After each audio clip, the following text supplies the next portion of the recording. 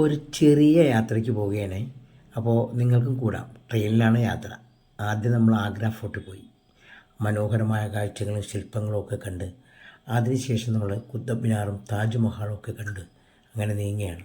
അപ്പോൾ താജ്മഹലിനോട് ചേർന്നുള്ള മറ്റുള്ള കാഴ്ചകളും ശില്പങ്ങളും കൊത്തുപണികളും ലോട്ടസ് ടെമ്പിളും എല്ലാം കണ്ടു. അതിനുശേഷം അതിൻ്റെ അടുത്ത ഭാഗത്തേക്ക് പോവുകയാണ്. ഇന്ത്യ ഗേറ്റിൻ്റെ ഭാഗത്തൂടി നീങ്ങുമ്പോഴാണ് ചെങ്കോട്ടയും മറ്റു ഭാഗങ്ങളുള്ളത്. ചെങ്കോട്ടയെല്ലാം കണ്ട് അതിനുശേഷം വരുമ്പോഴാണ് സുവർണക്ഷേത്രത്തിൻ്റെ അടുത്തുകൂടി പോവുക. സുവർണക്ഷേത്രവും അതുപോലെ തന്നെ മറ്റു ഡൽഹിയിലെ കെട്ടിടങ്ങളും നിർമ്മിതികളും ലോധി ഗാർഡനും എല്ലാം കണ്ട് അങ്ങനെ നീങ്ങുകയാണ്. അവിടുത്തെ അത്ഭുതപ്പെടുത്തുന്ന കാഴ്ചകൾ കണ്ടതിന് ശേഷം ശക്തിഖണ്ഡിലേക്കും രാജ്ഘട്ടിലേക്കുമാണ് പോയത്. അതിനുശേഷം ഇന്ത്യയിലെ തന്നെ ഏറ്റവും ഉയരം കൂടിയ റെയിൽവേ പാലത്തിലൂടെ കടന്നാണ് കാശ്മീരിൻ്റെ ഭാഗത്തേക്ക് നീങ്ങുന്നത്. തളിപ്പിൻ്റെ നാട്ടിലേക്ക് നീങ്ങുകയാണ്. സോനമാർഗും പെഹൽഗാമും എല്ലാം നിറഞ്ഞു നിൽക്കുന്ന, മഞ്ഞിൽ കുളിച്ചു നിൽക്കുന്ന ആ മലനിരകളുടെ ഇടയ്ക്കിലൂടെ നീങ്ങുന്ന യാത്ര.